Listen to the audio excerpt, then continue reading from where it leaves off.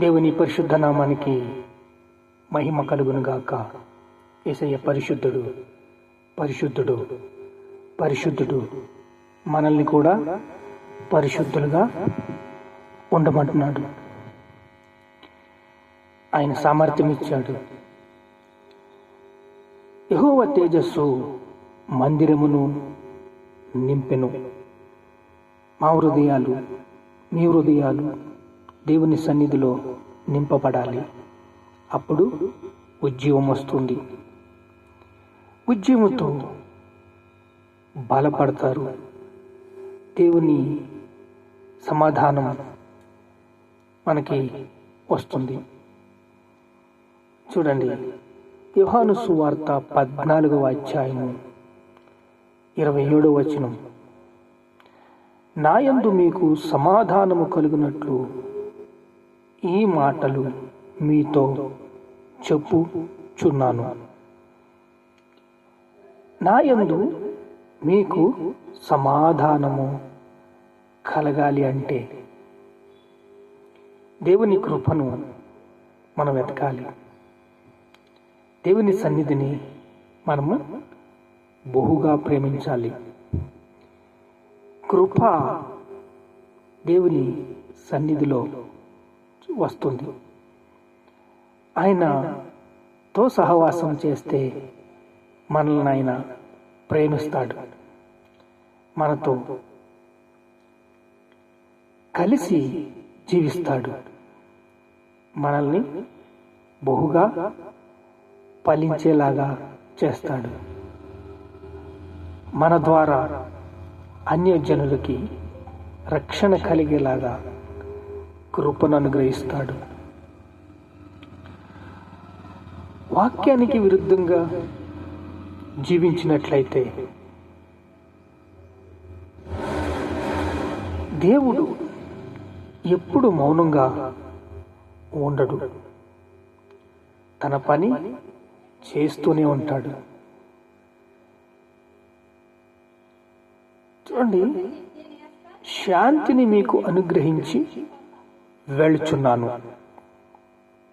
శాంతినే మీకు అనుగ్రహిస్తున్నాను. శాంతిని పొందటం, రక్షించబడడం. చూడండి, శాంతిని పొందటం అంటే రక్షించబడటం. మారు మనస్సు పొందితే మీరు రక్షించబడతారు. దేవుని మహిమను చూస్తారు. నీవు నమ్మిన ఎడల దేవుని మహిమని చూస్తావు. ఎప్పుడు గొర్రెపిల్ల స్వభావము ఉన్నప్పుడు. గొర్రెపిల్ల స్వభావము దీనత్వంతో బట్టి వస్తుంది. ఓర్పును బట్టి వస్తుంది. ఓర్పు బహుగా మనల్ని శాంతులుగా చేస్తుంది. శాంతయుతంగా. పని వాయిదా వేయకూడదు. పని కోసం ఎగిరిపడాలి. పని ఎప్పుడైతే పని మీద లక్ష్యం ఇస్తే, బాధ్యతలు బరువు మోస్తే మీకు అక్కడ ఓర్పు ఉంటుంది. ఓర్పుతో సమాధానము వస్తుంది. అది దేవుని వలన మాత్రమే వస్తుంది. దేవుడు అనుగ్రహించే మాత్రమే వస్తుంది. వాక్య భాగం ఏమిటి? నాయందు మీకు సమాధానము కలుగునట్లు ఈ మాటలు మీతో చెప్పుచున్నాను. సమాధానం కావాలి మనకి. శాంతి కావాలి. అంటే దేవుని శాంతి మనకి ఇచ్చాడు. అనుభవిస్తున్నాం. సువార్తను ప్రకటిస్తున్నామా? సువార్త బహు వేగముగా ప్రకటించబడుతుంది. అందరి హృదయాల్లో విత్తనం విత్తబడుతుంది. అది 30 దంతులుగా, 60 దంతులుగా, 100 దంతులుగా ఫలిస్తుంది. చూడండి, కపట భక్తులు కపటంగా కపట వ్యవహారాలు ఉంటాయి. అవి దేవుడికి నచ్చదు. యథార్థ భక్తి, యథార్థత ఆయనకి నచ్చుతుంది. ఓర్పు, యథార్థత. ఇప్పుడు నా యందు మీకు సమాధానం కలుగుతుందని యేసయ్య చెప్పినప్పుడు దీనత్వంలో ఆయన పాదాల దగ్గరికి వెళ్ళి మనము మౌనంగా ఉంటే దేవుడు మెచ్చుకోడు. దేశం కోసం ప్రార్థన చేయాలి, రాష్ట్రాల కోసం ప్రార్థన చేయాలి, యవ్వనస్తుల కోసం ప్రార్థన చేయాలి, ప్రతి అధికారుల కొరకు, రాజుల కొరకు ప్రార్థన చేయాలి. పనికొచ్చే పాత్రగా సువార్త వ్యాప్తి కొరకు, రాజ్య వ్యాప్తి కొరకు సహవాసము కలిగి జీవించాలి. చూడండి, యేసయ్య దేవుడు దయందును మనుషులు దయందును వర్ధిల్లుచుండెను.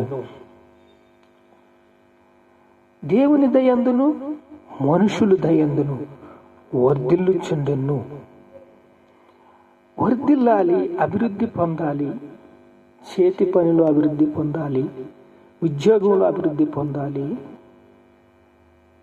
డబ్బులు చాలా ఉన్నాయండి, మాకు మనశ్శాంతి లేదు, కరువైపోయిందండి, అస్సలు విసుకొచ్చేస్తుందండి, విరక్తి జీవితం అండి, ఏం పాలిపోతలేదండి, ఏం పనులు అవుతలేదండి. దేవుడితో సహవాసం కట్ అయిపోయింది. దేవుడితో సహవాసం ఎప్పుడైతే కట్ అయిపోతుందో ఇది మీకు ప్రమాదకరమైన సూచన. గొర్రెపిల్ల స్వభావము, దీనత్వము, ఓర్పు, యథార్థత ఇవి మీకు దేవుని ప్రేమ వైపు నడిపిస్తుంది. ఆదాము అవ్వ దేవుని ప్రేమను పొందుకుని చల్లని పూట 4 గంటలకి దేవుణ్ణి కలుసుకుంటారని దేవుడు ఆశించాడు. చూడండి, పార్కులకి కానీ ఏ టైంకి వెళ్తారు? 4 గంటలకే కదా.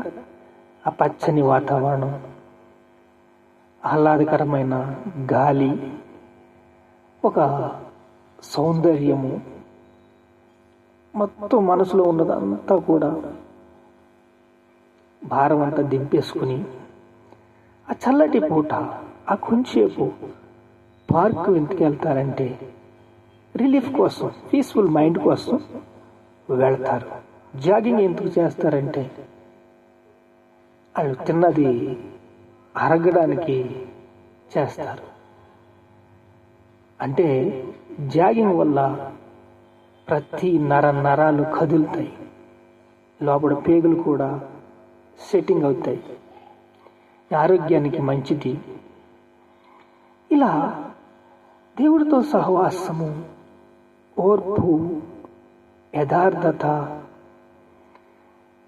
ఈ అన్నీ కూడా మనిషికి ఉల్లాసాన్ని ఇస్తాయి. నా యందు మీకు సమాధానము కలుగాలి అని మనం అనుకుంటే దేవుని యందు మనకి సమాధానం కలగాలి అని మనం చూసినట్లయితే, దేవుని ప్రేమ మనం పొందుకోవాలనుకుంటే, దేవుడు సహవాసము కలిగి జీవించాలి అంటే మనకున్న లక్షణాలని దేవుడు చెప్తున్నాడు. నాతో కలిసి ప్రయాణం చేయాలంటే పూర్ణ ఉదయంతో, పూర్ణ ఆత్మతో, పూర్ణ శక్తితో, పూర్ణ బలముతో యేసుక్రీస్తుని ఆరాధించాలి. ఇంకో మాట, నిన్ను వలె నీ పొరుగువాన్ని ప్రేమించాలి. ఇప్పుడు నా యందు మీకు సమాధానము కలుగునట్లు కలగాలి అంటే మనము యథార్థ భక్తి, ఉండాలి. యథార్థత. చూడండి, దుష్టులకి నెమ్మది ఉండదు. యెషయా గ్రంథము 57:21. దుష్టులకి నెమ్మది ఉండదు, దేవుడు సెలవిచ్చుచున్నాడు. బైబిల్ చెప్తుందండి, దుష్టులకి నెమ్మది ఉండదని. దేవుని శాంతి కావాలా? నెమ్మది కావాలా? బ్రతుకు దినములన్నీ కూడా మీకు శాంతి కావాలా? కృపాక్షేమములు మీ వెంట రావాలా? ఈ బ్రతుకు దినములన్నీ కృపాక్షేమములు నీ వెంట వచ్చునని వాక్యం చెప్తుంది కదండి. మనము ఓర్పు, దేవునితో సహవాసము, దేవుని ప్రేమ పొందుకోవాలంటే, దేవుని ఆశీర్వాదం పొందుకోవాలంటే మన చేతి పనులు ఆశీర్వదించబడాలి. ఉద్యోగంలో ఆశీర్వాదం, పొలంలో, చేనులో చూడు, సూరుమంట 30 బత్తాలే పండింది, 20 బత్తాలే పండింది, చిత్తుకే రాలేదు, ఒక 20,000 నష్టం వచ్చింది, ఎలా విత్తనాలు వేయాలి అని బెంగ, చింత యావత్తు నా మీద వెయ్యుడి. శాంతిని పొందుకోవాలి అంటే దేవుని ఆశ్రయించాలి, దేవుడితో మాట్లాడాలి, దేవుని ప్రేమను పొందుకోవాలి. ప్రార్థన చేసుకుందాం. సమాధానం కావాలి యేసయ్యా. యేసయ్యా, నీతో సహవాసము కావాలి యేసయ్యా. తండ్రి, నీ ప్రేమ కావాలి యేసయ్యా.